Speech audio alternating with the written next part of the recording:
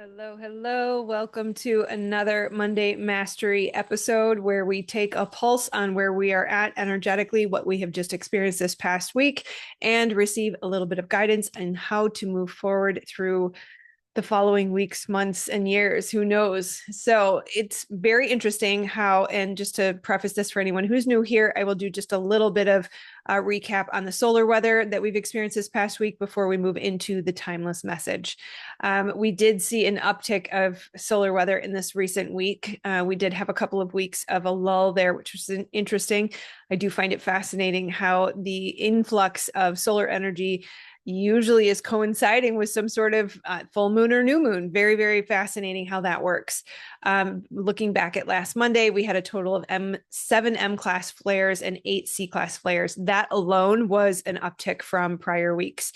Then we moved right into an X7.15 class solar flare on Tuesday. Then on Wednesday, we had 6 M class flares and 10 C class flares. So again, you can kind of see just the incremental incline. Thursday, we had an X9 class solar flare, which is a very high X class flare. Relatively speaking, typically we see 1 or 2 a month ish. So 2 in a week is pretty high. And then usually they're an X1, X2, X3. So an X7 and an X9 within 2 days period is pretty rare. And of course, that X9 came through on Thursday, and we had the peak of the new moon Wednesday evening. So new moon eclipse in Libra. Happy completion of the eclipse season for the remainder of the year. Typically, we see a decline in that intensity that tends to come with a new moon or full moon, usually about 3 days after. But I think the X class flares and the resulting coronal mass ejections has continued to sustain the intensity of the energy, which is interesting. Friday, we saw sort of the decline, though. We went back down to 5 M class flares, Saturday, 5 M class flares, and 9 C flares. We expected the CMEs to start on Friday, Saturday-ish because of the very high M class flares and the 2 X class flares that we had, but we did not see that. So that was interesting because it looked like it was a cannibal, which basically means they absorb each other, right? So the high M class flares plus the 2 X class flares, their CMEs kind of combined, and so we did not see the coronal mass ejection impacting the Earth that we thought we would Friday, Saturday, but we did start to see it last night, Sunday night. And we've been in about 18 to 20-ish hours of coronal mass ejection. I believe KP6 was the highest that we've reached as far as the last time I checked, which has been about an hour. I had to run pick up the kids before creating this. So what was interesting was from a solar weather registering, let me say that again, from the coronal mass ejection and how it registered on the devices seemed less intense. And yet the intensity of what was felt was higher than what was registering on the devices. So you could say lower impact from a device registering or a monitor registering standpoint, and yet big effects internally, personally. Lots of fatigue, lots of hunger, lots of ringing in the ears, big headaches for me personally, both Tuesday, Friday, and even yesterday, last night. Disturbed sleep like crazy. The entire house did not sleep last night, waking every 10 minutes or so. So know that even if it's not registering on the devices, it's registering within you, and we are still receiving these energies. So it's big. And something big is coming in general. I think most of us have been feeling this for quite some time, many months, maybe even many years, but more and more people I am talking to are saying something is happening, something big is coming, something is shifting. Everyone can feel it. And more people are saying to me they have this sense of urgency, or they feel like they're running out of time. And it is interesting from a Christian perspective and a biblical perspective, and the end times and the book of Revelation.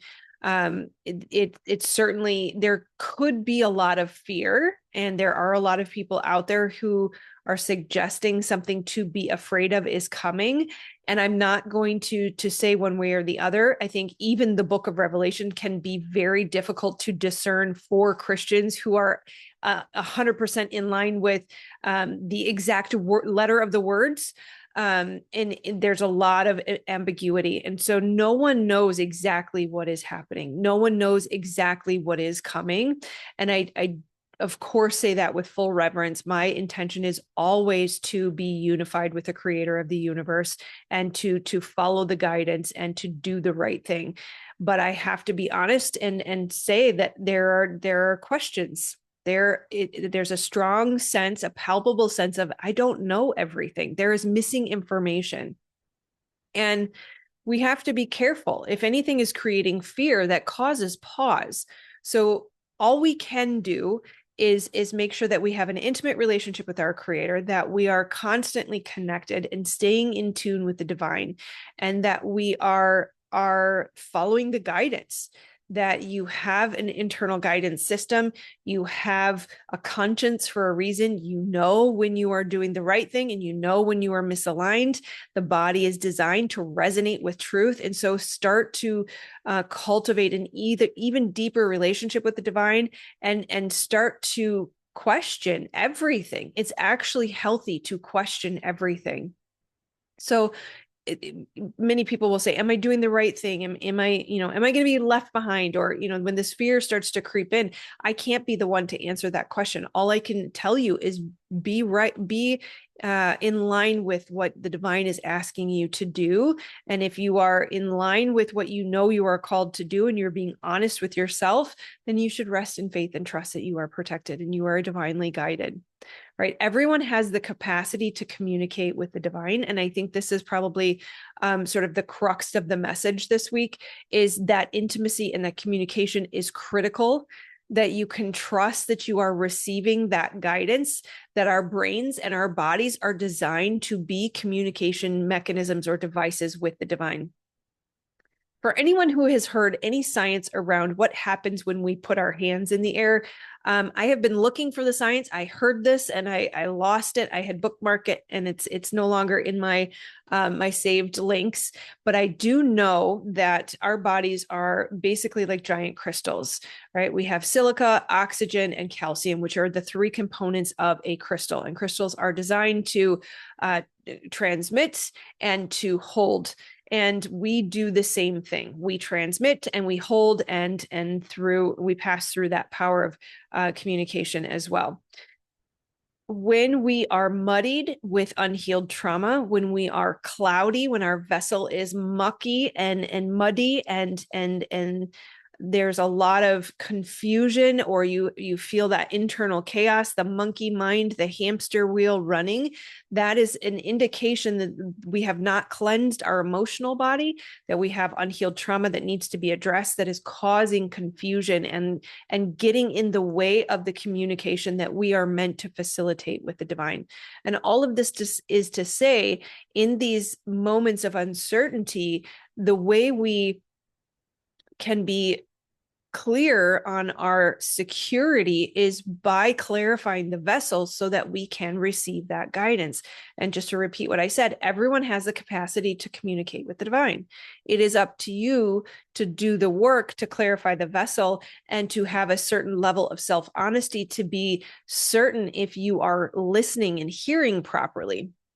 And it is a process of cleansing and purifying and getting to know the voice of the divine versus the voice of other entities or energies that want to serve their own agendas, right? So while it can feel like things are crumbling around us, you can stand very steady in the eye of the storm.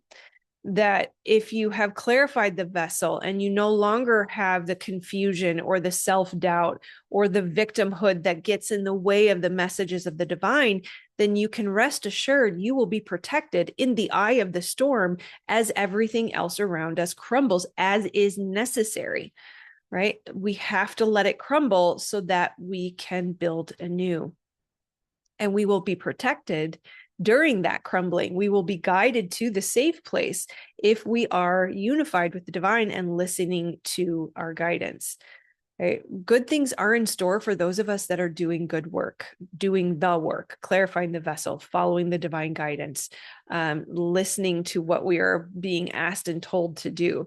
And it's an interesting juxtaposition to watch things melt down and to watch systems crumble. All the while, if you have been doing the work and you've been on this healing journey path for a while, good things are starting to happen for those of us who have been cultivating that intimacy with the divine and doing the work. So this is where, again, it causes pause. If the world is melting down, it's the end of time, then what are we building? Why is this promise of good things to come so palpable? And so we have to really just trust that we've been made promises. And if you have not yet watched the video from this past weekend, 3D rules versus 5D rules, it talks a lot about that we have been made so many promises of so many good things that are still coming to pass, that you can rest assured they will come. They will still come. It is good, but it requires coming out of the hiding. It requires coming out of, this is not in the notes, but this is something I wanted to address. And I feel the divine bringing it through, which is amazing. There are 3 stages. Credit to Dr. Michael Coccini for bringing these examples or phrases to mind so that I could pass them along to you. There are 3 phases. If you look at the story of the Israelites when they were enslaved in Egypt, they were in slavery. Sounds very similar to sort of the stage of where humanity is right now, in slavery. And when they were brought out of slavery, they rested in their state of transition in the desert for 40 years. That they didn't go straight from slavery to the promised land. They had to spend a lot of time in the desert. And so many people want to quit their 9-to-5 job and be a millionaire tomorrow, but it is a process going from slavery and the process of internal cleansing and purification and realignment to the divine will for your life. That is that desert phase that is required so that you can hold and receive the promised land, right? And this is learning how to decondition ourselves from the subconscious programs and heal ourselves of the trauma and release that from our body so that we can step into who the divine made us to be, learning and to go from operating in the way the world has taught us it works, the 3D rules, into the way that it actually works, understanding the energetic realm and the spirit realm and being able to work with the 5D rules. Right? Learning how to use your magic, if you will. I'm using so many air quotes because it's all semantics. It's all terminology. It is the gift that you were given by the divine, made by the creator as a creator, learning how to utilize the gift of creation that you were given. Right? So we have to be able to learn to decondition, cleanse and release, let go of the mentality of being a slave. And we do that while in the desert before we step into the promised land. And the promised land is assured. It is promised. And we can move through those phases in this lifetime. We don't have to wait until we pass over, right? So rest assured, good things are in store for you. If you are in the desert or you are still in slavery, it's okay. You too can get there. There is plenty of time.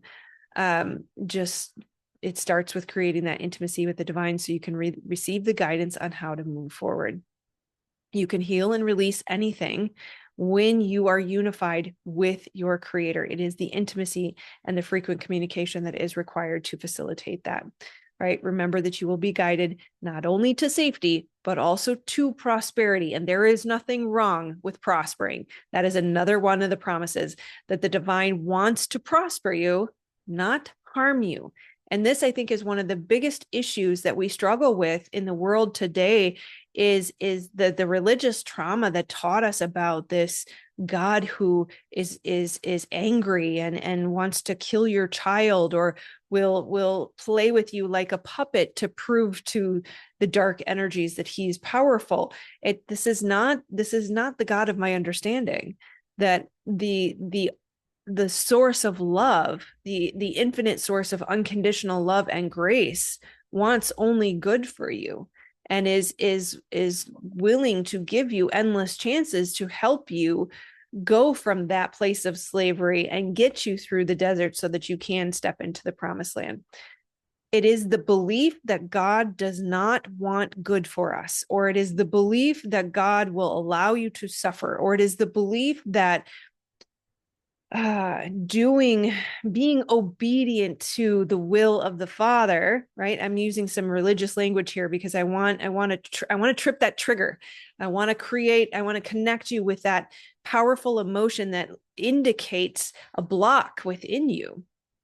It's these beliefs that the creator of the universe allows suffering, and that we're just supposed to accept suffering and hope to someday get to the promised land. That's not how it works. Suffering is man-made. That the divine wants good for you. And so we have to let go of these old beliefs around the personality or the way of being that we have assigned to the creator that are not true, and yet we create from because we believe it. Right. So that is the catch here, is if you believe in a God who will punish you, if you believe that God doesn't like you, if you believe that God hates you, I hear this a lot, God hates me. If you believe that God has abandoned you, or that he will allow you to suffer, or that he wants you to suffer so that you can grow, these are all issues because you create from that belief, not because that is the truth of who God is. Right. So check your beliefs. Talk to God about your concerns, ask for clarity. This is where I kind of bump up against some of the traditional teachings, is that I don't believe that God wants us to just blindly believe. If we have questions, they will be answered. And that if things don't make sense, if you feel like you're missing information, you likely are. There's likely an issue with that story, or an issue with that teaching. So we are encouraged to use our discernment. We are taught that the body is a discernment tool. Truth resonates in the body. You can feel truth. Even if you don't like it, you can sense when you're lying to yourself, and you can sense when something is misaligned to truth or aligned to truth. And so we need to start to tap into that, communicate with God, ask questions, ask for clarity, and know you will receive it. That's another key here, is this belief that this is some far away, all-knowing, powerful being who has a plan greater than my understanding, and I just have to suffer until I get to a place of being granted the privileges of understanding. That's not how it works. If you ask questions, you will receive answers. You will receive guidance. You will receive clarity. So anything that comes up that doesn't feel quite right for you, ask questions around that. Look for the truth, ask for clarity, ask for eyes to see and ears to hear. You will be given clarification. We are encouraged to question. There is nothing wrong with that. We are encouraged to communicate, right? Just remember, not all stories are true. And I to this day have questions around a God who would ask Abraham to sacrifice his son and then go, oh, just kidding. Right? Or a God who would toy with Job and allow him to suffer in every possible way just to prove to the darkness that he was powerful. If you look at the Old Testament versus the New Testament, it's a very different flavor, a very different tone of the creator. And that begs question. Why are there 66 books in the Bible? Also begs questions. You can't tell me that that was divinely orchestrated. What's missing? What was taken out? These books have been translated many, many times by people. And if I learned anything in my 20 years, not 20, 15 years in product development, it is that humans are flawed every single time. You can rest assured nothing is perfect ever. So there are mistakes, there are errors, there are mistranslations, there are miscommunications, there are misunderstandings. And again, it is up to you to use your discernment, clarify your vessel, and get in communication and intimacy with the divine so that you can hear the proper guidance and come to an understanding and a knowing within you of what is right. And yeah, that requires self-honesty. It is a process. It's a muscle you have to exercise of discernment, but it is possible. Don't just sweep it under the rug and go, I don't like that, so I'm not going to try. Right? Ask for clarity and guidance. You will get the answers. Clarify your vessel so that you can hear more clearly. And then when you do get the guidance, take the action.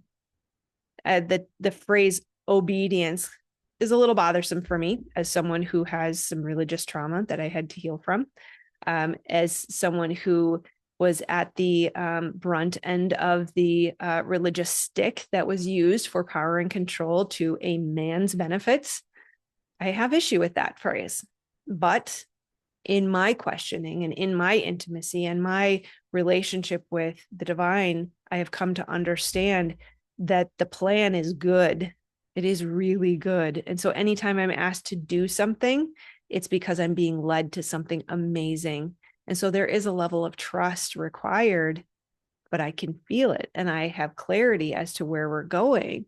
And so if I'm asked to give up something that is holding me back, I am now asking for an expeditious response from my own being to say, yeah, I want to do that thing because it's going to get me closer to prospering, to thriving, to purpose, to fulfillment, to peace, to unity, to oneness, to connection with the divine. And everything we seek comes through that intimacy with the divine.